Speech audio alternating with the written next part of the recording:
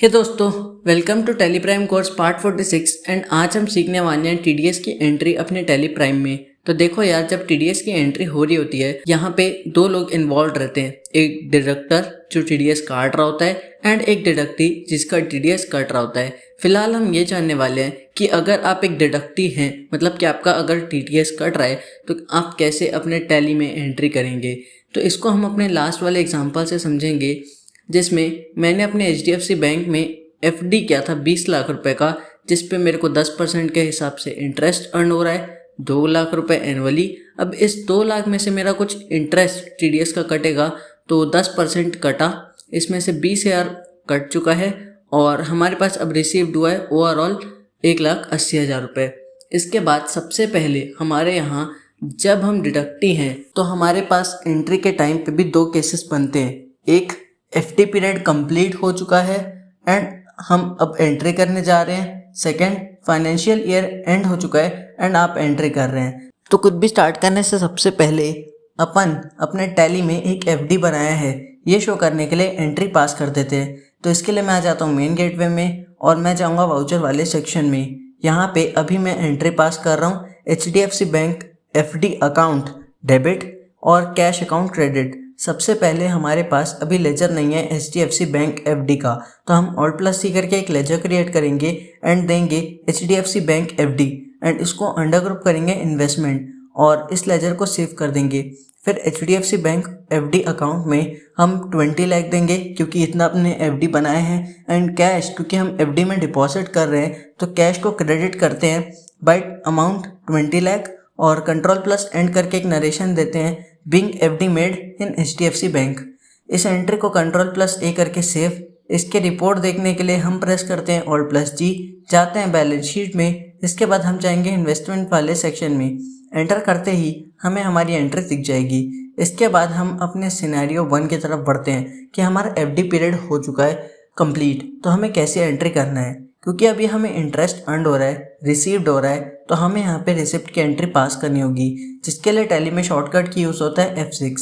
सबसे पहले क्योंकि हमने HDFC बैंक में FD बनाया है तो हम उस अकाउंट को क्रेडिट करेंगे क्योंकि इसके अगेंस्ट में हमें इंटरेस्ट अर्न हो रहा है। अब इंटरेस्ट अर्न हो रहा है इसका मतलब ये हमारे लिए एक इनडायरेक्ट इनकम है और अभी हमें सिर्फ 15,000 का इंटरेस्ट मिल रहा है जबकि मिलना चाहिए 20,000। तो चलो ठीक है, अभी हमने अपने HDFC बैंक को डेबिट कर दिया है 20,15,000 रुपये से, क्योंकि हमको इंटरेस्ट और जो HDFC बैंक में FD थी उसको मिला के एंट्री पास करनी है।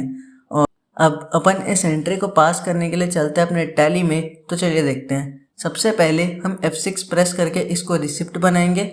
इसके बाद हम इधर पे HDFC बैंक FD को क्रेडिट करेंगे, देंगे अमाउंट 20 लाख का। इसके बाद एंटर करके नीचे आएंगे, एक लेजर क्रिएट करेंगे Alt+C करके इंटरेस्ट ऑन FD के नाम से। इसके बाद इसको अंडर ग्रुप करेंगे इनडायरेक्ट इनकम्स और अमाउंट देंगे इधर 15,000 क्योंकि इतना ही हमें रिसीव हुआ है। और इसके बाद हम HDFC बैंक को डेबिट कर देंगे बाय अमाउंट 20,15,000 और इस एंट्री को कर देंगे सेव। अब हम अपने नेक्स्ट सिनेरियो की तरफ देखते हैं जिसमें हम एंट्री कर रहे हैं बट फाइनेंशियल ईयर एंड होने के बाद। तो हम ये भी मान सकते हैं कि जो हमको TDS इंटरेस्ट अर्न हो रहा है वो फाइनेंशियल ईयर ख़त्म होने के बाद आ रहा है। सो अभी हमें एंट्री पास करना है। अगेन हम अपने रिसीव वाउचर का यूज़ करेंगे एंड मैं इस सिनेरियो को आपको लास्ट वाली एंट्री में ही करके दिखाने वाला हूँ। तो सबसे पहले मैं यहाँ पे अपने पेज अप करके पुरानी एंट्री पे जाऊँगा और यहाँ पे कुछ चेंजेस करूँगा। जैसे कि HDFC बैंक FD में हमने 20 लाख को क्रेडिट किया था तो उसको मैं एज इट इज रहने दूंगा क्योंकि अगेन हम इसके अगेंस्ट में कोई भी एंट्री पास कर रहे हैं। इसके बाद इंटरेस्ट अर्न ऑन FD को हमने 15,000 दिया था, उसको हमको चेंज करके अभी करना है 20,000 रुपये। और क्योंकि हम ये सपोज कर रहे हैं कि फाइनेंशियल ईयर एंड होने के बाद इंटरेस्ट अर्न हो रहा है बट अभी हुआ नहीं है, इंटरेस्ट अर्न हो चुका है बट रिसीव नहीं हुआ है। फिर हमको जो HDFC बैंक को 2015 से डेबिट किया था उसको एज इट इज रहने देना है क्योंकि हमको टीडीएस रिसीवेबल कुछ ना कुछ दिखाना है इस साल के ख़त्म होने के बाद, और हम ये भी सपोज कर रहे हैं कि हमारा जो बाकी का 5,000 है वो इस ईयर में नहीं अगले साल आएगा। और यहाँ पे हम एक और अकाउंट डेबिट करेंगे टीडीएस रिसीवेबल के नाम से, यानी हमको और टीडीएस आना रिसीव होना बचा है कितना 5,000। तो हमारे पास लेजर नहीं है तो हम Alt+C करके एक लेजर क्रिएट करेंगे और देंगे टीडीएस रिसीवेबल। इसके बाद इसको अंडर ग्रुप करेंगे डिपॉजिट एंड एसेट्स और इस लेजर को सेव कर देंगे। जैसे ही हम सेव करते हैं तो ऑटोमेटिकली टैली अपना अमाउंट ले लेगा और अब हम इस एंट्री को Ctrl+A करके सेव कर सकते हैं। इसके बाद हम सीखने वाले हैं टीडीएस की एडजस्टमेंट एंट्रीज कैसे करना है। एडजस्टमेंट एंट्रीज टीडीएस की हम तब पास करते हैं जब हमारा फाइनेंशियल ईयर कंटिन्यू रहता है, ख़त्म नहीं हुआ रहता। तो इस केस में हमने एक चीज़ हमेशा से जानी है कि जब भी हमको किसी भी टाइप का एडजस्टमेंट एंट्री पास करना है तो हम F7 यानी जर्नल वाउचर का यूज़ करते हैं। अभी भी हम उसी का यूज़ करेंगे। सबसे पहले इन एंट्रीज़ को पास करने के लिए हमें हमारी लास्ट एंट्री को डिलीट करना होगा। तो मैं जाऊँगा डेबुक में और दोनों को सेलेक्ट करके Alt+D और डिलीट कर दूंगा। इसके बाद ESC करके हम अगेन वाउचर वाले सेक्शन में आएंगे। सबसे पहले जर्नल वाउचर बनाएंगे F7 और सबसे पहले हम यहाँ पे अपने HDFC बैंक FD को डेबिट करेंगे क्योंकि हमारे पास अभी इंटरेस्ट अर्न हो रहा है, पैसा आ रहा है, तो हम यहाँ पे देंगे 15,000।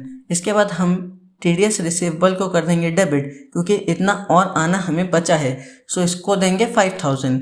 इसके बाद क्योंकि इंटरेस्ट अर्न हुआ है तो हम यहाँ पे इंटरेस्ट अर्न अकाउंट को क्रेडिट कर देंगे और देंगे 20,000 रुपये और इस एंट्री को Ctrl+A करके सेव।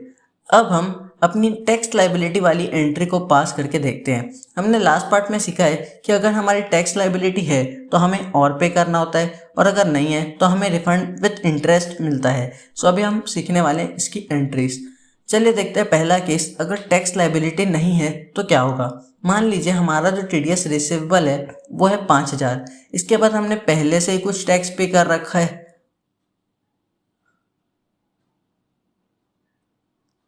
25,000 का, तो गवर्नमेंट इस 5,000 को हमको रिटर्न करेगा, प्लस इसमें कुछ इंटरेस्ट भी हमें देगा क्योंकि उसने हमारा पैसा इतने समय से रखा था। तो यहाँ पे अदर इंटरेस्ट भी हमारा एक इनडायरेक्ट इनकम बन जाएगा। इधर हम देंगे 500 रुपये, गवर्नमेंट इतना हमें इंटरेस्ट दे रहा है, ये मैं सपोज कर रहा हूँ। वैसे तो गवर्नमेंट का अपना अपना कैलकुलेशन होता है जो वो मंथ वाइज करके देता है, जिसके अकॉर्डिंग वो इंटरेस्ट देता है।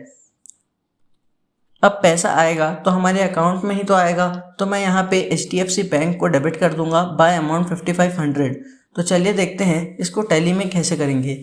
सबसे पहले क्योंकि रिसीव्ड हो रहा है तो हम यहाँ डालेंगे रिसीव वाउचर यानी F6।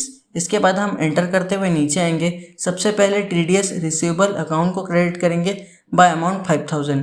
इसके बाद एंटर करके हम एक न्यू लेजर क्रिएट करेंगे Alt+C करके अदर इंटरेस्ट के नाम से और इसको अंडर ग्रुप करेंगे इनडायरेक्ट इनकम के, इसको सेव। इसके बाद यहाँ अमाउंट देंगे 500, फिर एंटर करेंगे HDFC बैंक को डेबिट और इस एंट्री को सेव।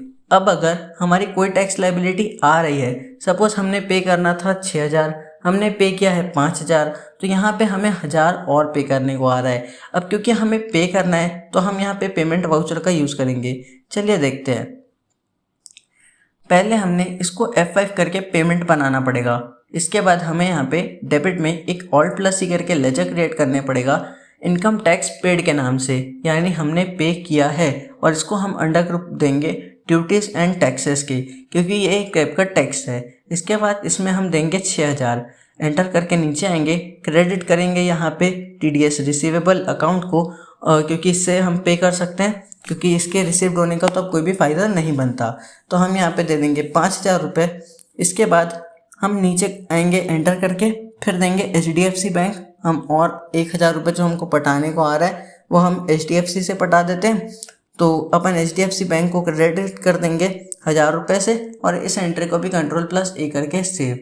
तो दोस्तों बस यार, इस कोर्स के आज के पार्ट में बस इतना ही। उम्मीद है आपको सब कुछ समझ आ गया होगा कि कैसे हम TDS की एंट्री करते हैं अपने टैली में। हमने 4 टाइप की एंट्रीज आज सीखी है। एक, जब हमारा FD पीरियड ख़त्म होता है तो क्या करना है। एक, जब हमारा फाइनेंशियल ईयर एंड होता है तो क्या करना है। फिर हमने सीखा कुछ एडजस्टमेंट का एंट्रीज, अगर हमारा फाइनेंशियल ईयर चल रहा है तो हमें क्या करना होगा। लास्ट में हमने अपनी टैक्स लायबिलिटी और नॉन टैक्स लायबिलिटी वाली एंट्रीज को करके देखा। तो कुछ इस प्रकार से हमने एक पार्ट में पूरी टीडीएस की एंट्रीज प्रैक्टिकली देख ली है।